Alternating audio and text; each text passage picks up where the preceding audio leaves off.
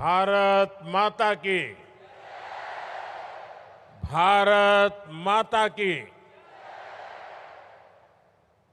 कार्यक्रम में उपस्थित मुख्यमंत्री श्री भूपेंद्र भाई,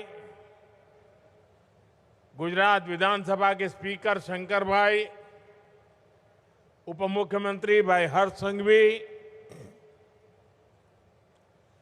गुजरात सरकार के सभी मंत्रीगण, विधायक साथी અને બનાસકાંઠા, વાવ, થરાદ, ઉત્તર ગુજરાત, આ મારા વાલા ભાઈઓ અને બહેનો, આજે અમારી માવડીઓ એટલી મોટી સંખ્યામાં આવી છે, આ માતાઓ બહેનો એટલી મોટી સંખ્યામાં આવી છે, આ માતાઓ બહેનોને મારા વિશેષ પ્રણામ।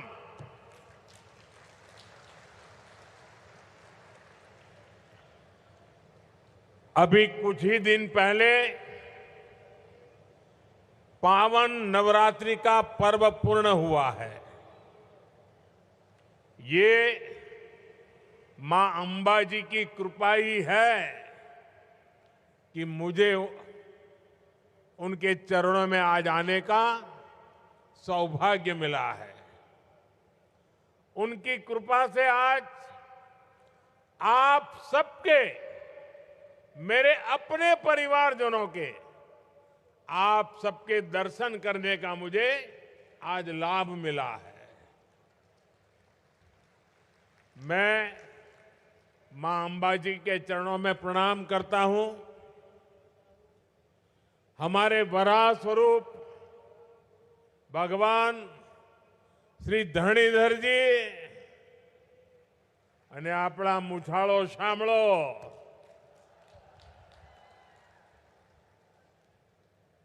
मैं उन्हें भी आज श्रद्धापूर्वक प्रणाम करता हूं।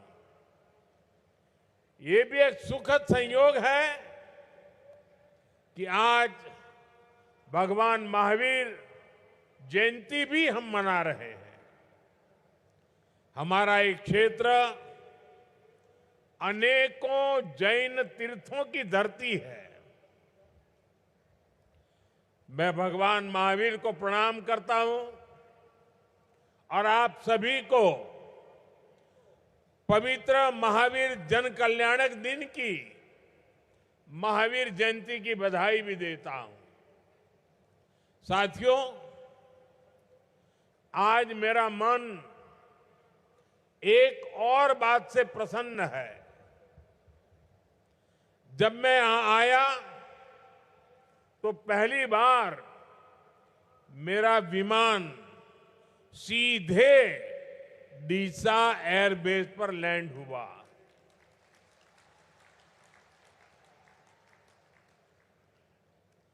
डीसा का यह एयरबेस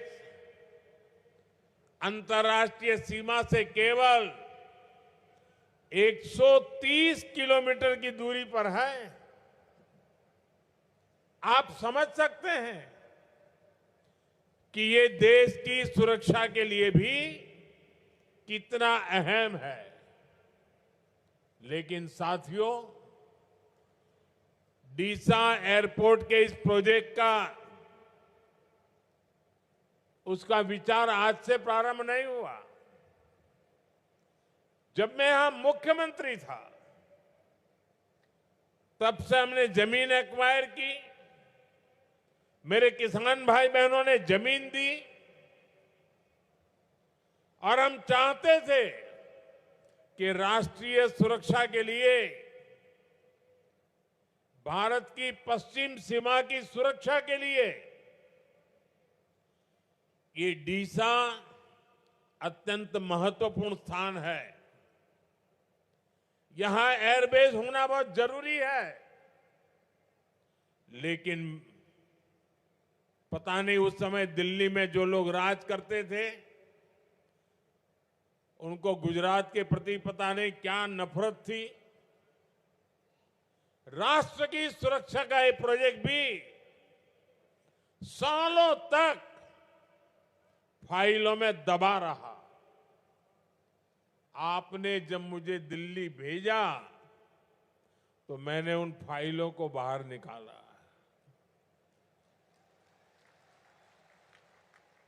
और आज उसका परिणाम है कि एयरफोर्स का एक बहुत बड़ा बेस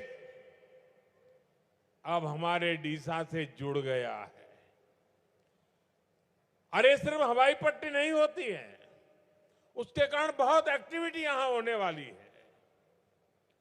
बहुत बड़ी मात्रा में जवान यहां रहने वाले हैं। इस क्षेत्र के विकास में इसका बहुत बड़ा योगदान होने वाला है। लेकिन ये विलंब जो हुआ वो दिल्ली में उस समय जो कांग्रेस की सरकार थी उसके कारण हुआ, उसके रवैये के कारण हुआ। और राष्ट्रीय सुरक्षा के प्रति इतनी उदासीनता देश कभी भी माफ नहीं करता है। ये हमारी सरकार है जिसने डीसा एयरपोर्ट के काम को प्राथमिकता पर पूरा करवाया है। और आज ये एयरपोर्ट इस क्षेत्र के लिए विकास का एक बड़ा माइलस्टोन भी बन रहा है और देश की एक बहुत बड़ी स्ट्रेटेजिक ताकत भी है। मैं इस एयरपोर्ट के इस क्षेत्र को फिर से आप सबको बधाई देता हूं। साथियों, वाव, थराद, बनासकांठा का एक क्षेत्र आप सब जानते हैं यहां से मेरा कितना लगाव रहा है। અહીંના કોઈ ગામડું એવું નહીં હોય કે જેની જોડે મારી યાદો ન હોય। આજે હું આવ્યો તો ઘણા બધા જૂના જૂના લોકોના ચહેરા જોવાનો મને અવસર મળ્યો અને રોડ શો પણ એટલો ભવ્ય કર્યો કે એના કારણે મને એક લાભ થયો। ખૂબ મોટી સંખ્યામાં જૂના લોકોને જાણે દૂરથી પણ મળવાનો મને મોકો મળી ગયો। અને જ્યારે હું સંગઠનનું કામ કરતો હતો ત્યારે તો હું ખૂબ અહીંયા ફર્યો છું, સ્કૂટર પર આંટા મારતો, આપ સૌને મળવાનો મોકો મળતો। અને આપણા ઉત્તર ગુજરાતમાં આવીએ એટલે માતાઓ બહેનો સરસ મજાના રોટલા ટીપીને ખવડાવે, બાજરીના રોટલા, ઘી, ગોળ, લસણની ચટણી, માખણ તાજું। आप सबनो ये स्नेह, आपने अपार प्रेम હું ક્યારે ભૂલી નહીં શકું। અને જેટલો સ્નેહ આપ સૌએ મને આપ્યો છે, પરિવારના એક દીકરાની જેમ જેમે મોટો કર્યો છે મને, અને એટલે જ્યાં છું ત્યાંથી આપના સ્નેહને વિકાસ કરીને વ્યાજ સહિત ચૂકવવાની મહેનત કરું છું। આ સંગઠનના અનેક જૂના જૂના કાર્યકર્તાઓ છે જેમણે દિવસ રાત એમની સાથે મને કામ કરવાનો અવસર મળ્યો છે। અનેક વડીલો હવે રહ્યા નથી પણ એમની સાથે મને ઘણું બધું શીખવાનું મળ્યું છે। એવા બધા સાથીઓ આજે ભાજપાના કાર્યકર્તાઓની એક નવી પેઢી આખી મારી સામે છે। અને આવી સફળ પેઢી હોય ને તો આપણને જીવનમાં કંઈ કર્યાનો સંતોષ થતો હોય છે। मैं देख रहा हूं आज हमारे युवा कार्यकर्ता संगठन के कामों को उसी कुशलता के साथ आगे बढ़ा रहे हैं। ये कार्यक्रम, ये रैली, इसका संयोजन इतनी बड़ी संख्या में आप सबकी यहां उपस्थिति, ये इसका सबूत है। वो यहाँ બંને ખૂણામાં ગયો, મને એમ કે દૂર દૂર સુધી એકવાર હાથ તો હલાવું, પરંતુ મારી નજર જ્યાં પહોંચે એનાથી પણ દૂર દૂર લોકો બેઠેલા છે, બીજા મોટા ભાગના લોકો બહાર ઉભેલા છે। बनासकांठा के अलावा पाटण, मेहसाणा समेत कई जिलों के लोग भी आज मुझे उनके दर्शन करने का मौका मिला। मैं आप सबका इसके लिए बहुत बहुत अभिनंदन करता हूं। ખાસ કરીને હું મારી માતાઓ બહેનોને ફરી એકવાર પ્રણામ કરું છું। साथियों, आज से 25 साल पहले आपने मुझे बनासकांठा और इस क्षेत्र के विकास का दायित्व सौंपा था। मैं जब तक गुजरात में रहा, मैंने इस काम को मिशन मोड में किया। हो सके उतना गुजरात को आगे बढ़ाया। दशकों से आपको जो परेशानियां हो रही थी, जो इस क्षेत्र की उपेक्षा हो रही थी, उन सारी कठिनाइयों का अंत हुआ। विकास की अपेक्षाएं एक के बाद एक पूरी होती गई। मुझे गर्व है, यहां विकास का जो सिलसिला शुरू करने का सौभाग्य मुझे मिला था, जो अनवरत जारी है, और 2014 के बाद से तो इसमें डबल इंजन की सरकार की ताकत भी शामिल है। आज भी यहां केंद्र और राज्य की करीब 20,000 करोड़ रुपए की परियोजनाएं शुरू हो रही है। 20,000 करोड़ रुपया। इस प्रोजेक्ट से इस पूरे इलाके की तस्वीर बदलेगी। ऊर्जा, सड़क, रेलवे और हाउसिंग सेक्टर से जुड़े ये प्रोजेक्ट यहां के जीवन को एक नई गति देंगे। मैं इन सभी विकास कार्यों के लिए वाव, थराद, बनासकांठा और पूरे गुजरात को बहुत बहुत बधाई देता हूं। साथियों, आज रोड इंफ्रास्ट्रक्चर से जुड़े जिन प्रोजेक्ट्स का शिलान्यास हुआ है, इनसे पूरे नॉर्थ गुजरात को गति मिलेगी। यहां नए अवसर पैदा होंगे। ईडर से वडाली बाईपास तक 4 लेन हाईवे का निर्माण और धौलावीरा से सांतलपुर तक हाईवे के अपग्रेडेशन का काम, ये गांवों को बाजार से, किसानों को नए अवसरों से और युवाओं को रोजगार से जोड़ेंगे। अहमदाबाद धौलेरा एक्सप्रेस वे, ये पूरा कॉरिडोर आज इस क्षेत्र को समर्पित किया गया है। जब इतनी बड़ी कनेक्टिविटी बनती है, तो उसके साथ साथ उद्योग भी आते हैं और निवेश भी आता है। साथ ही क्षेत्र की रेल कनेक्टिविटी को भी बेहतर किया गया है। हिम्मतनगर से खेड़ब्रह्मा तक का गेज कन्वर्जन हमारे उत्तर गुजरात के आदिवासी इलाके को नेशनल ब्रॉडगेज नेटवर्क से जोड़ता है। आज से खेड़ब्रह्मा, हिम्मतनगर और असारवा को जोड़ने वाली नई ट्रेन सेवा भी शुरू हो गई है।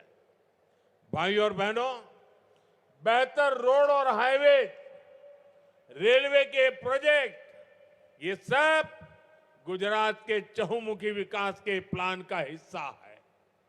इस प्लान को पूरा करने के लिए हमारा पूरा फोकस यहां की ऊर्जा जरूरतों पर भी है, क्योंकि नए उद्योग, नया निवेश, नए अवसर ये तभी आते हैं जब बिजली होती है। इसलिए आज खावड़ा रिन्यूएबल एनर्जी पार्क से जुड़े ट्रांसमिशन प्रोजेक्ट्स इतने महत्वपूर्ण है। यहां से 4.5 गीगावाट बिजली पैदा होगी। ये बिजली नए कारखानों के भी काम आएगी, आपके घरों तक भी पहुंचेगी और किसानों के खेत तक भी फायदा पहुंचाएगी। साथियों, आज सोलर पावर में गुजरात का परचम पूरी बुलंदी से लहरा रहा है। आज रिन्यूएबल एनर्जी में गुजरात इसलिए इतना आगे है क्योंकि गुजरात ने इसकी शुरुआत तब की थी जब भारत में इस और बहुत ध्यान ही नहीं था। साल 2010 में यानी आज से 15-16 साल पहले मैंने मुख्यमंत्री रहते हुए चारणका में राधनपुर के पास देश का पहला सोलर पार्क का काम शुरू करवाया था। जो 15-16 साल के बच्चे हैं उनका तो जन्म भी नहीं हुआ होगा। ये अपने में एक मल्टी टेक्नोलॉजी पार्क है जिसने सोलर एनर्जी का मूवमेंट शुरू किया। आज गुजरात में जिस प्रकार सोलर एनर्जी का काम होता है, सूर्य शक्ति से बिजली पैदा करने का काम हो रहा है, जैसे आज ही खावड़ा रिन्यूएबल एनर्जी पार्क से जुड़ी परियोजनाएं शुरू हुई है, वो दिन दूर नहीं जब गुजरात रिन्यूएबल एनर्जी में दुनिया का बहुत बड़ा केंद्र बनकर के उभरेगा। साथियों, आज जब दुनिया में भारत के विकास की बात होती है, आज जब भारत की ग्रोथ स्टोरी की बात होती है, तो गुजरात मॉडल की सराहना हो जाती है। और गुजरात ने दिखाया है विकास के लिए जितनी जरूरी इंफ्रास्ट्रक्चर की परियोजनाएं हैं, उतनी ही जरूरी जन कल्याण की योजनाएं भी है। यानी सड़कें, हाईवेज, रेलवेज का विकास तो होना ही चाहिए, गांव, गरीब और सामान्य मानवी के जीवन स्तर भी सुधरना चाहिए। प्रधानमंत्री आवास योजना के जरिए आज हमसे अपनी आंखों के सामने देख रहे हैं। आज यहां आप विचार करो, 40,000 कुटुंबों ने, गुजरात में 40,000 कुटुंबों ने प्रधानमंत्री आवास योजना निमित्ते पाका घर મળ્યા। पाका घर हजारों कुटुंबों पाका घरनी सुविधा એમના માટે એક સુરક્ષા હોય છે, જિંદગીની પહેચાન હોય છે અને નવા સપના સાચવાનો એક માળો તૈયાર થતો હોય છે। અને આનાથી જીવનમાં કેટલા મોટા મોટા બદલાવ આવતા હોય છે। જ્યારે આ પીએમ આવાસમાં જેને પાકું ઘર મળ્યું છે ને, જેને જિંદગીમાં આજ સુધી ઘર નહોતું, ફૂટપાથ પર જેને જિંદગી ગુજારી હતી, ઝૂંપડપટ્ટીમાં જિંદગી ગુજરાતી હતી, કાચી માટીના મકાનો બનાવીને જીવન ગુજાર્યા હતા, એમને જ્યારે આ પાકા ઘર મળ્યા હોય ને, તો આશીર્વાદ મળે કે ના મળે? આશીર્વાદ મળે કે ના મળે? આશીર્વાદ મળે કે ના મળે? પુણ્ય મળે કે ના મળે? આ પુણ્ય કોના નસીબમાં જાય? આ પુણ્ય કોના નસીબમાં જાય? કોના નસીબમાં જાય? આજે 40,000 કરોડ લોકોને ઘર મળ્યા છે ને, એમના આશીર્વાદ, એના પુણ્યના અધિકારી તમે બધા છો, દેશના નાગરિકો છો। કારણ તમારા એક વોટની તાકાત જેણે મને આ સેવા કરવાનો અવસર આપ્યો અને અહીંયા 40,000 લોકોના પોતાના પાકા ઘર બની ગયા। આ પુણ્યના સાચા હકદાર તમે છો, હું તો નિમિત્ત છું। मैं पीएम आवास के सभी लाभार्थी भाई बहनों को आज इसके लिए बहुत बहुत बधाई देता हूं। साथियों, आज आपके बीच आया हूं तो यहां का दशकों पुराना हाल भी याद आ रहा है। वो दिन कोई नहीं भूल सकता जब उत्तर गुजरात का नाम आते ही लोगों के मन में एक अलग ही तस्वीर बनती थी। सूखा, दुष्काळ, अकाळ, पाणीनी अछत, 10 વર્ષમાં 7 વર્ષ દુકાળ પડે, પાણી ભરવા માટે 3-3 કિલોમીટર માટલા લઈને જવું પડે, संघर्ष से भरा है जीवन और कांग्रेस सरकारों द्वारा हमारी निरंतर उपेक्षा। हमसे कौन भूल सकता है वो दिन जब कई कई किलोमीटर दूर से पानी लाना पड़ता था। घर की महिलाएं, बहन बेटियों का बहुत सारा समय पानी की व्यवस्था करने में खर्च हो जाता था। पानी की किल्लत के कारण किसानों को भी मेहनत का सही मूल्य नहीं मिलता था। पशुपालक भी अपने पशुओं के पानी और चारे की चिंता में रहते थे। ये समस्या लंबे समय से चली आ रही थी। આપણે પહેલા ઢોરવાળા ચાલે, ઉનાળો આવે ને એટલે ઢોરવાળા ચાલે અને સરકાર ઘાસ પહોંચાડે, પીવાના પાણીના સાંચા હોય। બે દાયકા થઈ ગયા, બધું બંધ થઈ ગયું, ક્યાંય જોવા નથી મળતું, जरूरत नहीं। ये गुजरात के लोगों का जज्बा था कि हमने मिलकर अपनी मेहनत से नियति को बदलने का संकल्प लिया। हमने सुजलाम सुफलाम योजना के जरिए पानी की समस्या का समाधान किया। नर्मदा का पानी दूर दूर तक पहुंचने लगा, सिंचाई की नई व्यवस्था बनी। साथियों, आज यहां का किसान एक फसल पर निर्भर नहीं है, वो अपने हिसाब से खेती की योजना बना रहा है। बनासकांठा का नाम आज जिस तरह आलू उत्पादन में उभरा है, वो अपने आप में एक मिसाल है। इसी तरह भाइयों बहनों, आज हम विकास के जिन कामों को आगे बढ़ा रहे हैं, उनका लाभ पूरे उत्तर गुजरात को होगा। वाव, थराद, बनासकांठा, पाटन और महसाना, हर जिले के लिए नए अवसर पैदा होंगे, बेहतर जीवन के रास्ते खुलेंगे। साथियों, गुजरात की सबसे बड़ी ताकत है, इसने लगातार 25 वर्ष से विकास के महाअभियान को रुकने नहीं दिया है। गुजरात ने नए कीर्तिमान बनाए, अपने कीर्तिमानों को खुद ही तोड़ा, फिर नए कीर्तिमान बनाए, फिर कीर्तिमान को तोड़ा, फिर कीर्तिमान नए बनाए।